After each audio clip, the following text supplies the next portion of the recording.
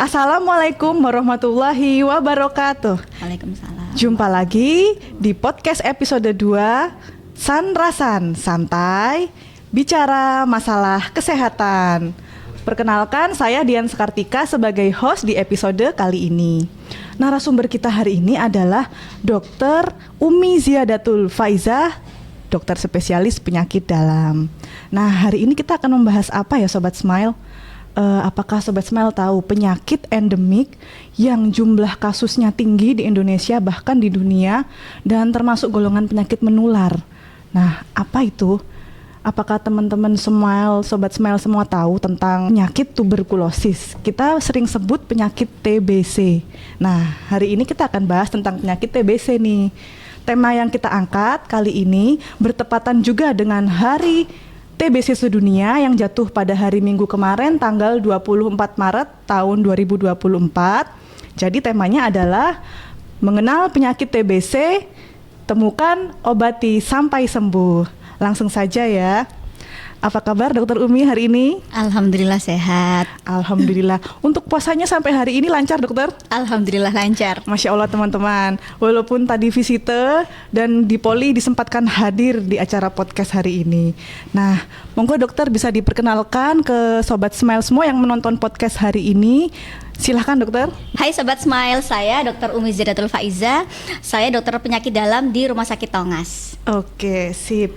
Ya, jadi kita bahas langsung Dokter ya penyakit yang TBC ini. Jadi TBC ini sebenarnya masyarakat umum banyak yang tahu.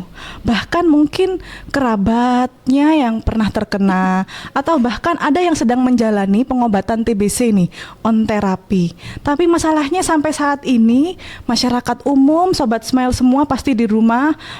Walaupun juga kami sebagai nakes, kalau mendengar kata atau kalimat TBC ini agak sedikit horor dan tetap takut Dokter. Walaupun sudah pakai APD, mungkin karena penularannya yang cepat dan mudah ya. Nah, di balik itu semua pasti ada mitos dan faktanya ya Dok. Kita kupas dulu ya tentang mitos dan fakta. Yang pertama nih, apakah penyakit TBC ini adalah termasuk penyakit keturunan juga Dokter? Soalnya kan kalau orang tuanya kena, itu kok anaknya juga kena, atau sekitar rumahnya minimal bisa sampai 3 orang. Itu kenapa nggih Dokter? Apa benar gitu? Oke. Jadi ini kan kita sambil memperingati Hari TBC Sedunia yang jatuh kemarin tanggal 24 Maret. Nah, kenapa sampai ada Hari TBC Sedunia? Ya, itu kan artinya TBC ini sudah menjadi kasus kesehatan global di seluruh dunia. Sampai saat ini belum ada negara yang bebas dari TBC.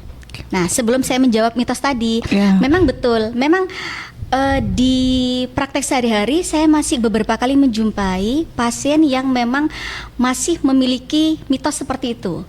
Jadi dia menganggap TBC itu penyakit keturunan karena dari orang tuanya TBC, kemudian dia juga TBC. Jadi mempertanyakan, apa benar sih ini penyakit keturunan gitu.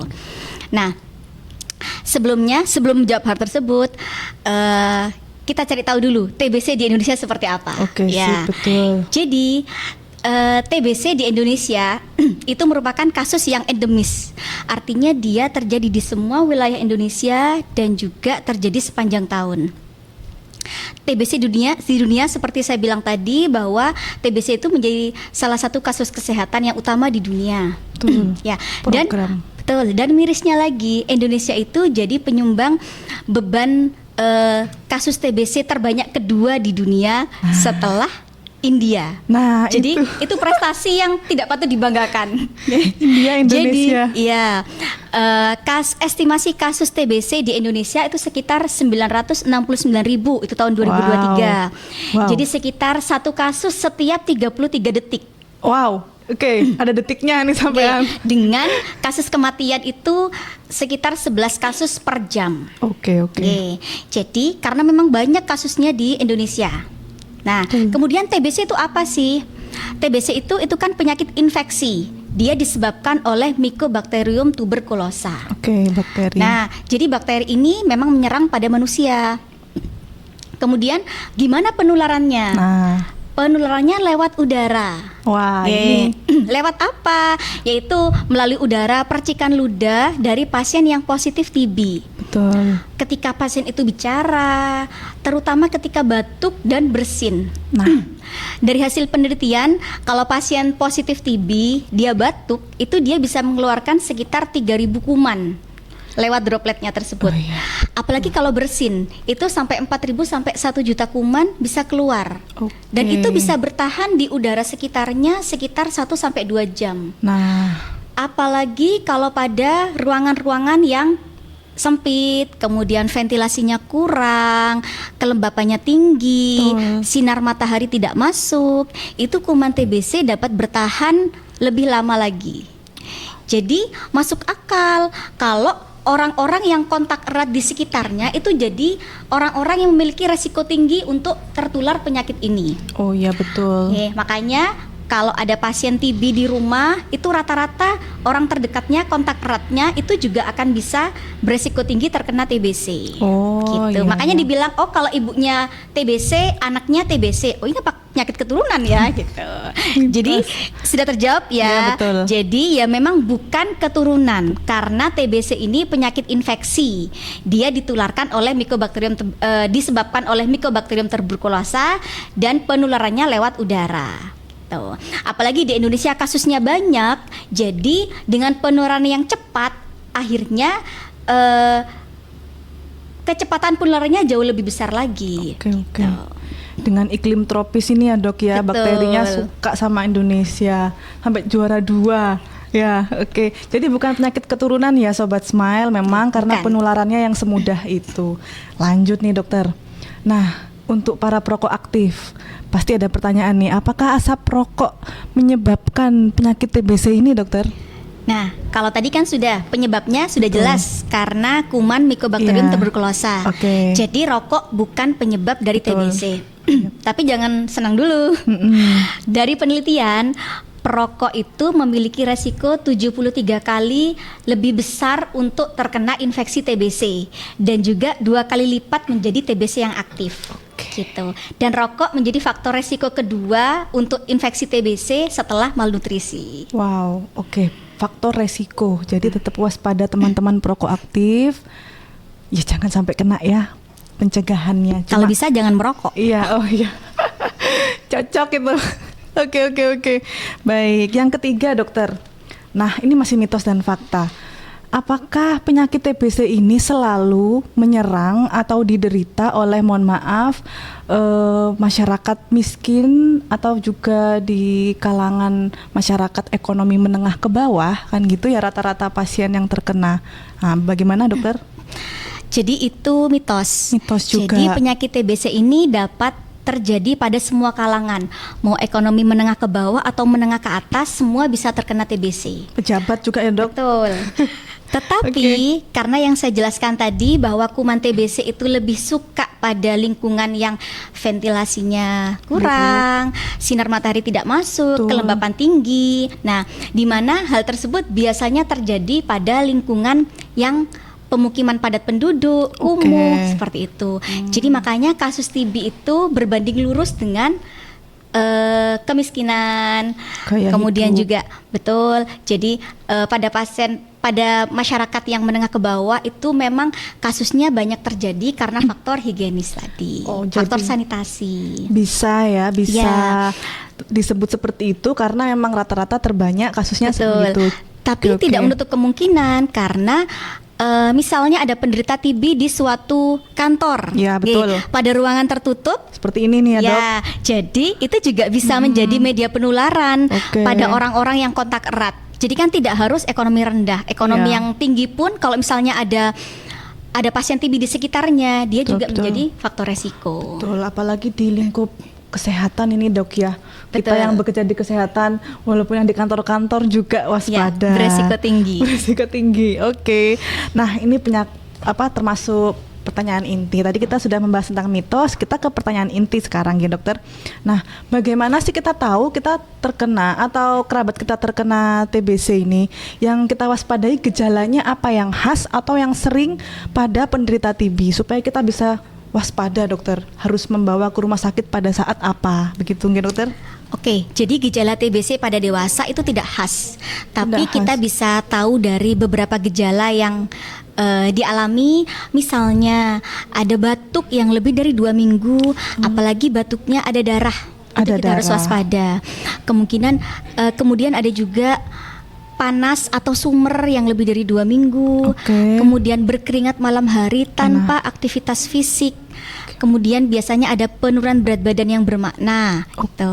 Itu bisa jadi salah satu penanda adanya infeksi kronis. Salah satu yang diwaspadai ya TBC ini, karena balik lagi Indonesia itu negara endemis. Jadi kadang pasien-pasien datang dengan gejala di luar keluhan respirasi, tapi ternyata pasien tersebut TBC.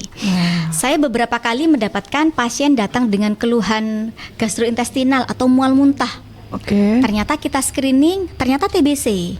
Bisa jadi, ya dok ya? Ya, jadi salah satu juga dia biasanya nafsu makannya turun kayak gitu, tapi dia batuk. Nah, ini juga biasanya pasien-pasien itu mendefinisikan batuk itu kita harus jeli cara menanyakan batuknya. Jadi kadang batuk yang cuman itu tidak dirasakan. Jadi mereka menganggapnya itu hal yang biasa. Padahal itu sudah terjadi beberapa lama. Nah, itu harus kita jelaskan lagi cara kita menggali pertanyaan ke pasien. Jadi batuk itu tidak harus batuk yang produktif, tapi batuk yang jarang-jarang tapi terjadi dalam waktu yang agak lama itu sudah jadi pertanda. Kadang nggak yang harus batuk berdahak keluar dahak ya dokter, malah cuma sedikit-sedikit tapi lebih dari 2 minggu. Keringat dingin di malam hari ya, dan sesek ya dokter juga ya. Ya, pada beberapa kasus yang sudah lanjut itu sudah ada timbul sesak. Biasanya pasien-pasien sering kali datang dalam kondisi lanjut. Jadi pasien sudah muntah darah yang hebat, kemudian sudah sesak, panas tinggi, itu baru mereka datang ke kita. Padahal dari puskesmas juga bisa menyediakan layanan pemeriksaan ya dokter. Tapi kadang sering telat datangnya. Jadi harus mengetahui edukasi dari awal seperti ini. Baik, nah selanjutnya dokter, itu tadi kan gejalanya. Pemeriksaannya ini dok, yang pemeriksaan untuk menegakkan diagnosa TBC ini sendiri apa nggak dokter? Jadi untuk menegakkan penyakit TBC ini saat ini untuk diagnosisnya kita memakai pemeriksaan dahak dengan TCM. Ya, alhamdulillah di Rumah Sakit Tongas sudah tersedia pemeriksaan ini. Jadi sobat Smile yang memiliki keluhan curiga TBC dapat ke Rumah Sakit Tongas, bisa kita periksakan tes TCM. Dibantu oleh tenaga atau petugas laboratorium juga ya dok, berarti kalau TCM. Jadi untuk mendiagnosa TBC pada fasilitas kesehatan yang memiliki TCM, kita diagnosa utama dengan TCM. Jadi kita pemeriksaan dahak dengan TCM. Ini kita bisa melihat apakah ada kuman TBC di sana. Kemudian kita juga bisa tahu resistensi obatnya. Apakah ini masih rifampicin sensitif ataukah resisten. Tuh. Kemudian selain pemeriksaan dahak dengan TCM, kita juga bisa dengan BTA. Itu pada fasilitas kesehatan yang masih belum ada TCM-nya masih bisa digunakan. Selain pemeriksaan dahak, kita juga bisa dengan pemeriksaan fotoronsen. Fotoronsen nih ya. Jadi biasanya kadang pasien-pasien tidak batuk tapi ronsennya positif. Langsung kelihatan. Jadi salah satu untuk mendiagnosa selain dahak, fotoronsen. Kemudian yang ketiga sesuai dengan kasusnya. Misalnya di TBC tulang atau mastitis TB pada payudara, itu kita bisa periksakan histologi patologi anatomi, histo-PA. Tuh kita bisa ambil contoh jaringannya, kemudian kita kirim ke lab PA, baru akan kita tahu kira-kira ini radangnya mengarah pada TBC atau tidak. Jadi jika TB-nya itu di luar atau ekstra paru, jaringan yang dicurigai terkena, organ yang dicurigai terkena itu kita ambil selnya ya dokter, sampel sel. Karena kan TB tidak hanya di paru, TB bisa di paru dan ekstra paru. Ya, kadang-kadang ada yang TB dia di paru ada, di ekstra paru ada. Tapi sering pula itu pasien-pasien di TB-nya bersih, di parunya bersih, parunya bersih, tetapi di ekstra parunya ada. Gitu. Makanya screening tetap, dahak tetap kita lakukan, kemudian fototoraks tetap kita lakukan. Yang ketiga sesuai dengan jaringan yang terkena. Begitu ya. Sampai saya juga pernah dengar infeksi selaput otak atau otak juga karena kuman TBC nggak dokter? Meningitis ya, itu sangat bahayanya bakteri TBC itu sampai situ teman-teman ya, sampai kemana-mana. Padahal awalnya cuma kita taunya paru gitu dokter. Masya Allah. Ini makanya kita yang tadi saya bilang horor itu dokter. Teman-teman yang nakes aja takut sama TBC ini ya. Walaupun kita sudah ada pencegahan dengan APD, tapi dibanding COVID sebenarnya juga long last-nya ini lebih ke TBC ya dokter, karena dari dulu sampai sekarang sudah ada dan pengobatannya tuh lama ya biasanya dokter ya. Nah sekarang tadi kita bahas tentang pemeriksaan, lanjut tentang pengobatan nih dokter. Pengobatan TBC dokter, ini yang jadi PR di kalangan masyarakat untuk mensukseskan penurunan angka TBC kadang kan dokter ya, supaya berhasil sampai tuntas. Apa saja pengobatannya dokter? Apakah ada kategori sendiri atau ada tipe-tipenya sesuai kasus TBC-nya? Monggo dokter dijelaskan. Jadi kalau untuk pengobatan TBC, kalau dulu kita kenal kategori 1, kategori 2 ya. Sekarang sudah tidak ada pengobatan TBC, semua pakai kategori 1. Untuk pembagian TBC saat ini, TBC ada 2, TBC sensitif obat dengan resisten obat. Itu kita tahu dari pemeriksaan TCM tadi. TCM dia itu sensitif atau resisten. Kalau dia sensitif, betul, sensitif obat, TBSO kita istilahnya, TB yang sensitif obat, kita langsung berikan obat TB lini pertama. Ya, biasanya kita pakai dengan 2 bulan fase intensif dan 4 bulan fase lanjutan. 2 bulan, 4 bulan. Jadi paling tidak kita mengobati TB itu selama 6 bulan. Ya, kalau TB resisten seperti apa? Kita perlu periksa lagi dengan pemeriksaan lebih lanjut.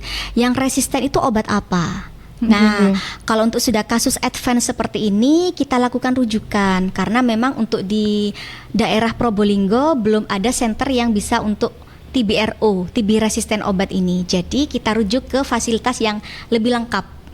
Gitu. Di provinsi nggak dokter? Rumah sakit provinsi. Nah, yang berbeda lagi untuk pengobatannya, untuk semua kategori sensitif obat tetap sama dengan obat lini pertama. Nah, yang membedakan untuk durasinya. Durasi. Jadi pada TB paru itu kita biasanya memberikan obat selama 6 bulan. Kecuali pada pasien-pasien DM yang DM-nya tidak terkontrol, kita berikan obat TB selama 9 bulan. Tuh. Nah, untuk yang ekstra paru, ini dia. Ya, ekstra paru ini biasanya kita berikan sekitar 9 sampai 12 bulan. Ya. Nah, ini harus kita tekankan ke pasien karena biasanya pasien dalam pengobatan 2-3 bulan keluhannya sudah membaik. Keluhannya sudah membaik, tapi itu pentingnya kita memberikan edukasi bahwa kita harus memberikan obat ini sampai selesai agar penyembuhannya sempurna dan tidak terjadi resistensi obat. Kekambuhan juga ya. Biar tidak terjadi kekambuhan. Jadi benar-benar harus kita KIE yang baik kita sampaikan bahwa pengobatan TBC ini tidak hanya sampai keluhan membaik, tapi harus selesai sampai target waktu yang kita sepakati dari awal. Tidak bisa didebat ini dok ya. Pokoknya harus menurut karena kalau sampai dia nggak sembuh, lingkungan sekitar ini juga kena ya. Itu masalahnya. Jadi kalau misalnya memang berhenti di tengah jalan, kan resikonya resistensi obat. Nah, kalau banyak pasien-pasien dengan resistensi obat, dia ke sekitarnya juga akan penularannya juga TB yang resisten obat. Merugikan orang lain, betul-betul. Sampai situ aja dokter pengobatannya berarti nggih? Ya, jadi itu pengobatan TBC. Betul. Nah, kan untuk saat ini untuk mensukseskan Indonesia Bebas TB 2030. Kampanye TBC tahun ini. TOS TB. Saya kira tuh TOS TB. TOS gini dokter, bukan ya dok? Bukan. TOS TB. Jadi apa itu? Temukan. Betul. Obati sampai sembuh. Nah, jadi salah satu kampanye itu jadi kampanye untuk menemukan kasus TBC, kemudian juga mendiagnosis, mengobati sampai sembuh dan juga mencegah penularan. Untuk saat ini kita tidak hanya fokus pada mengobati pasien TB aja, yang positif TB, tapi kita juga mengobati pasien yang beresiko di sekitar penderita tadi. Jadi ada namanya investigasi kontak. Ya, kita juga harus melihat orang-orang yang memiliki faktor resiko yang kontak erat pasien ini. Betul. Di sekitarnya ya dokter. Di sekitar pasien ini kita screening juga. Kalau pada anak kurang dari 5 tahun langsung kita lakukan, kita screening apakah dia ada gejala TBC atau tidak. Kalau ada gejala TBC langsung diobatin. Kalau tidak ada gejala TBC, kita berikan terapi pencegahan TBC. Jadi ini ngobatin orang sehat biar tidak menjadi TBC. Orang sehat yang memiliki resiko. Tuh, kalau pada dewasa juga sama. Kalau dia kontak erat dan memiliki faktor resiko, contohnya pasien-pasien dengan HIV, kemudian pasien imunosupresan yang pakai obat, atau pasien-pasien dengan kanker, itu kan beresiko tinggi untuk terkena infeksi. Imunnya rendah ya, Dok? Betul. Itu kita langsung berikan TPT atau terapi pencegahan TBC. Setelah kita screening kalau pasien ini tidak ada TBC-nya. Kalau pada pasien kontak erat lainnya, kita tetap screening apakah dia TBC atau bukan. Kalau bukan, kita bisa screening ulang beberapa waktu kemudian. Dicek lagi dokter tetap ya. Jadi jangan sampai lewat orang-orang yang berisiko, tetap kita perhatikan. Berarti ya. Jadi nggak cuman menunggu pasien yang sakit diobatin, tapi kita juga harus proaktif melihat sekitarnya. Ya, kalau sekitarnya kontak erat pasien ini, apakah ada TBC atau tidak? Kalau tidak ada dan dia beresiko, diobati dengan terapi pencegahan TBC. Wow, luar biasa dokter nggih. Apa namanya nih programnya ya? Betul, kalau sesuai dengan tema tagline tahun ini TBC sedunia, yaitu TOS tadi ya, temukan. Jadi yang masih beresiko ini ditemukan dulu ya. Terus kalau perlu diobati sampai sembuh gitu. Itu kampanye TB ya, TOS TB. Untuk kampanye tahun ini untuk World TB Day itu Yes, we can end TB. Akhiri. Harus percaya kita bisa mengakhiri TB. Betul, akhirnya diakhiri ya. Nah, ini dokter yang terakhir, tips dan saran untuk semua sobat Smile supaya kita bisa terhindar dari penyakit yang notabene kita takuti nih dari awal, Dok. Apa tips dan sarannya untuk mencegah ya kita terhindar dari penyakit TBC? Silakan dokter. Jadi karena TBC ini penyakit infeksi, otomatis yang pertama harus menjaga tubuh kita sehat, ya, menjaga daya tahan tubuh agar kita punya imunitas yang baik untuk melawan kuman TB ini. Caranya gimana? Gaya hidup sehat, kemudian berhenti merokok. Ya, teman-teman, berhenti merokok. Sampaikan sama suami, kakak, adik yang masih merokok, sebaiknya berhenti merokok. Tuh. Yang kedua, karena penyakit ini sebenarnya juga bisa dicegah dengan vaksinasi. Vaksin. Pasuk bayi ya, dokter ya? Betul. Jadi jangan lupa sesuai dengan waktunya bayi-bayi kita juga harus divaksin BCG. Itu bisa mencegah TBC di kemudian hari. Imunisasi ya yang penting di awal.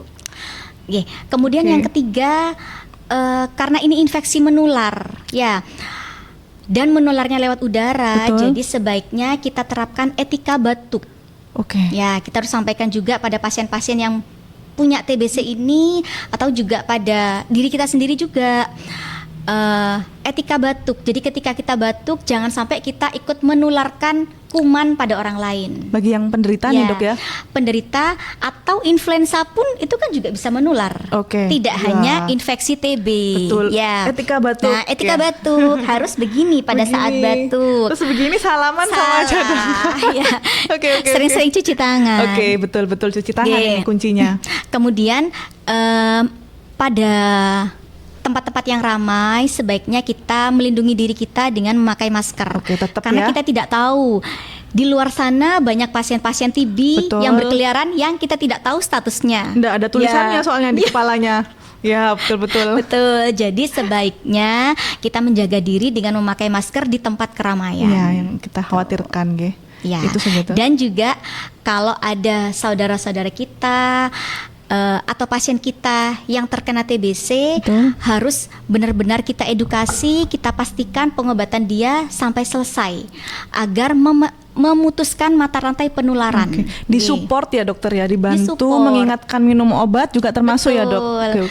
Jadi dan juga kita mengingatkan keluarga terdekatnya bahwa ya memang harus di screening juga. Kalau misalnya emang beresiko, mereka harus mendapatkan terapi pencegahan TBC agar dia sudah berkontak erat dengan pasien TB, jangan sampai dia juga terkena TB di kemudian hari. Biar nggak muter dokter alurnya. Wah, itu dokter Ya, kesempatannya. insya Allah. Nah itu teman-teman tadi sarannya ya. Jadi pertama tetap kita jangan takut, terus jangan meng-underestimate saudara-saudara kerabat kita yang terkena TBC. Justru kita harus dukung karena beliau itu sembuh juga dukungan dari kita. Nah kalau beliau nggak sembuh, pertama beliau tambah parah dan kita semua kanan kirinya juga bisa terkena atau menular ya. Jadi tetap semangat dan terima kasih dokter sarannya nggih. Tadi tipsnya, ilmunya yang diberikan hari ini dan kesempatannya sudah hadir di podcast episode 2 Sanrasan ini dokter, semoga sehat selalu. Nah, sebelum kita tutup nih dokter. Oh ya, nah bagi Sobat Smile yang memiliki keluhan, silahkan bisa datang ke Poli Rawat Jalan RSUD Tongas dengan spesialis-spesialis kami, petugas dan dokter kami akan melayani dengan setulus hati. Nah, jangan lupa juga Sobat Smile, follow akun media sosial RSUD Tongas yang ada di caption bawah atau di deskripsi box bawah ini ya.